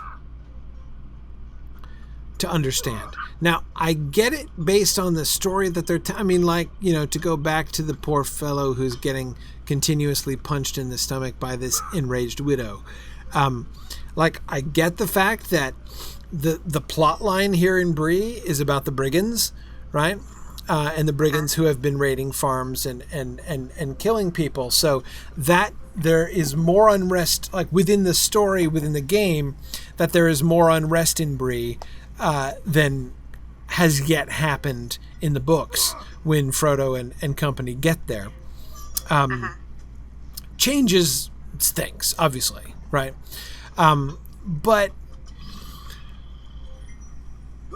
But still, they have this huge stone jail already built, right? So that hardly explains it. You'd think they'd have a small jail burstingly full if that were the case. And instead, the jail is really one of the biggest, most prominent buildings in town. And I'm not sure that really strikes the right tone. I mean, it does present Bree as being a pretty rough place, and I guess it's interesting. I mean, in this sense, it's almost sort of justifying Sam's concerns, right? Yeah. O'Malley's wondering if they put debtors in prison too. Yeah, I could do. Yeah. Well, looking at this woman's style's dress, actually, I think I was wrong. The woman crying in the jail is actually a Breelander. It makes you wonder if she got maybe a little too close to a pillory person and something horrible happened and she's in jail now for it. Who knows? Like, maybe she got revenge when he was chained up. But also the fact that this woman says, you look like the men who burned my town, and that's why he's chained up. It makes you think, remember, there was not just brigands from the south up there. There were refugees from the south. Right, yeah. So you get the sense there's this growing sense of unrest about all these foreigners infiltrating the city and who to trust and who not to trust and who's doing this and who's getting caught in the crossfires. Yeah. There's certainly, you can certainly see concerns about that thing, that kind of problem, confronting the Breelanders in the future. Mm-hmm. They're going to have their own scouring in a bit. Yeah, exactly. Maybe some of the wrong people will be scoured from Bree. Yeah, well, it's easy to see how distrust of all strangers would result from the increase in brigandage and their general isolation. Mm-hmm. Okay. And the other thing is, once again, we see just how stagnant Bree's been, how nothing has changed, no one's been challenged. Yeah, exactly. Nothing has grown. Because no one has suffered. Yeah. Prosperity leads to endless stagnation. Yeah. And then here we have, so this is the auction house, another one of those useful buildings, which is not necessarily, I guess it's interesting that they've put an auction hall here right next to the gates, right? So that, you get this sense of, but it's interesting to me that it's near the south gate. We do get the market and the vaults and stuff up by the west gate, which we'll get back around up there soon. But there does seem to be some gesture in where they've placed some of these buildings to like a mercantile culture in Bree near the gates. Well, where would their imports and exports be coming from? Right, exactly. Yeah, well, on that gate there. Yeah, though I would think much more from the west gate, as the south gate just goes off to the east and there's nobody over there. It's also most heavily guarded too. So now this part of Bree is one of the ones that I find most interesting. So notice two things here. First of all, the people here. So these folks are like hunters and relic seekers, and these are like the adventurous folks here in Bree, and they send you on quests to the Barrow Downs and to find relics that might be sold or something like that. And it's interesting that we get this subculture in Bree, which it's not at all obvious that we would, right? I mean, that this seems to be an interesting, I'm not saying an indefensible, but an interesting kind of departure from Bree culture as we meet it. it seems not implausible, right? In the sense that one can imagine there being a sort of small and possibly sort of deviant subculture, right, of people who are archaeologists. Well, yeah, well, or at least Indiana Jones types, right, who might want to go and explore. Grave robbers. Grave robbers, in other words, yeah. Because, there is enough roundabout, there would be enough ruins and things like that you could imagine that it would appeal to a small subgroup of people who were like the hunters rather than the farmers, culturally. And of course, where we see them, but behind the building is the hedge. On the other side of the hedge, that's the Barrow Downs that we're seeing right there. So we're right here on that side of town. You can just see some ruins up on top and a standing stone off in that direction because it's a nice clear day. So, again, right here from town, this really emphasizes, look, all of these enticing ruins and undiscovered ancient things are right there. And so the kind of curiosity attached to that. It's not that I can't imagine this kind of little subculture growing. And it's even interesting that here in Bree, they put it down in this really interesting kind of ghetto area, right? Where it's separated from everybody else by these walls. And it's the old part, right? It's the old, these are the old ruins of Arnor. And we'll see these old ruins of Arnor being occupied by a couple groups of people, but this is one, right? The sort of slightly unusual adventuring subculture. The Thrill Seekers Club. The Thrill Seekers of Bree. There wasn't one graybeard in the whole group. They were all young people. Yeah. Like, this is what the young people do to get into trouble on the weekends. Right. Exactly. Worry their poor mother's sick.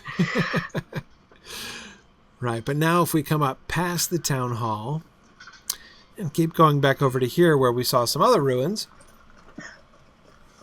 But before, of course, I was aggressively looking only at the ruins and not anywhere else. Got some city streets just leading up to the place where the Scholars Hall is from the other side.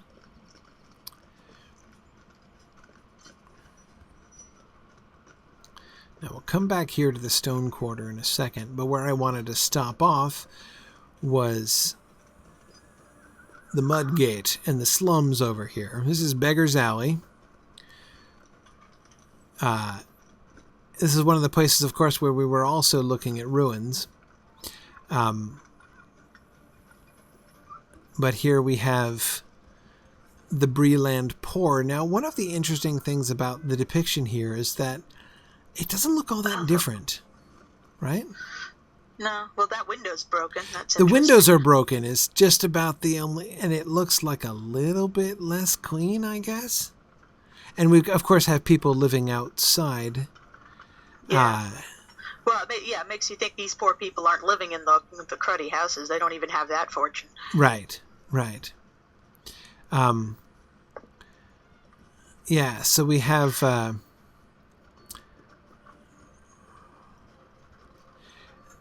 So it is interesting that and we've got we've got pigs here, right? We're living actually in the company of pigs are living in the lean-tos with them here, right? We're being mugged. Oh, we're being mugged. Yes, this is where Mary didn't want to wander. Yeah, this is Mary being stupid, thinking nothing will happen when he goes. Right, but see, he should take his own advice. Right, exactly. But this is interesting, I don't know. Both of these last two areas, both the Thrill Seekers, and the slums here, neither one of them are places that would actually expect to find if I went to the Bree of the book. But both of them are interesting extrapolations, especially given the fact that Bree, as they have depicted it, Bree in the game is much more of a metropolis. It's not a metropolis exactly, but it has more of a big city feel. Even the fact that there are quarters of the town like this, the way that the different parts of the town have sections. And of course, the different spokes of the wheel and the different bridges and gates. Yes, exactly. So they have it set up that way, so it feels like a big city. And again, it certainly, by contrast, feels like a big city when coming, from the wilderness or even from the Shire. But I think it's definitely a change. I think that they have urbanized Bree. Well, I like how they made it kind of a melting pot. We got South. We got the native Breelanders. We got the hobbits from Staddle. We got all these peoples living together. Yeah, exactly. And that is true to the book, and that whole, that's just life. Right. Yeah. No, that is an important element of Bree, and you're right that we do. Even so, this dwarf statue. Who is the dwarf? Do we know? I don't know. Do we know who this is? Maybe a Durin? One of the Durins? Right. Wish there was a plaque or something when you clicked on them. Right. But you can see it's all overgrown here. And it's really rusty. Nobody's really been tending to the statue for a while. Yeah. This sword and shield wielding dwarf. What's on his shield? Can't really see. Just a little design. Nothing really heraldic. Just sort of a flower made out of squares. Yeah, like a pimpernel kind of thing. Same thing that I think is on his belt. Yes, his belt buckle has the same thing. Yeah. Well, can't see. There he is. I can see him better from a little further away. See his cape has anything? No, he's got the standard beginner level cape. Right. Yeah. The base is really neat. It's kind of Aztec looking. Yeah. The designs around the bottom of the base. Yeah. Art Deco again. So you've got to think some dwarf must have built or at least donated the statue. Yep. Hard to imagine the Breelanders saying like, "Hey, let's commission a statue of a dwarf." Well, isn't this like the ironworker section? Maybe it's the stone quarter. Oh, the stone quarter. Okay. Yeah, it's the stone quarter. But it's an iron. But it's a copper statue. Interesting. Right. But you wonder if there was some sort of dwarf who was a chief member in establishing this section. Maybe he was like a mentor to everyone. Possibly, yeah. I mean, it's the association between that statue and the stone quarter has always led me to wonder that kind of thing. Maybe he's a stonemason, stone worker. Yeah. Founder of the Stonemasons Guild. But certainly, probably a resident, right? And even that, like, there's not... How many dwarves live in Bree? Like, they pass through a lot there. It's not unusual to see them. But they don't generally live in Bree, as far as we can tell. Well, we have a whole people of dwarfs who are itinerant travelers after their home was destroyed by a dragon. Right. They all ended up somewhere. Right. Yeah, no, I'm not saying that I find it unrealistic that any dwarf ever would. But they're certainly being very active in imagining a strong dwarvish presence in town, right? At least some kind of very wealthy leading dwarvish citizen who donated the statue. And then of course here we have the other mercantile center that I was talking about, right? We've got the vault here, so this is the bank, and this is right near to West. We're back up near to Westgate again. There you go, Maud Foxglove and Tad Gardner. There you go, Gardner, which will become Sam's name, of course, or Sam's descendants anyway. Joy Hayseed. Okay. Yeah. Lots of good botanical names. Hey, Hayseed's not a very kind name, though. No, not really. Oh, and crabgrass over here, yeah. Oh, yeah. Also not very flattering. Oh, that's money management for you. Yeah. But yeah, so we have auction places near both gates, right? So, clearly imagining a significant mercantile element here. And then, again, this sort of crafting area right inside, with the craftsmen at work here right inside the gates as well. There's the west gates, back to where we've been many times. Shade tree, that's a good one. I like shade tree. Shade tree, that's nice. Yeah. And then, of course, these are the hills. We went up in those hills where the hobbit homes are, and we can see how different and how separate the hobbit homes are compared to to many of the human homes that we've seen, and the size of them and quantity. There's a sandheaver right there. Lily sandheaver at the Aha, right. There. Yeah. Right. Yep. All right, a sandheaver. Cool.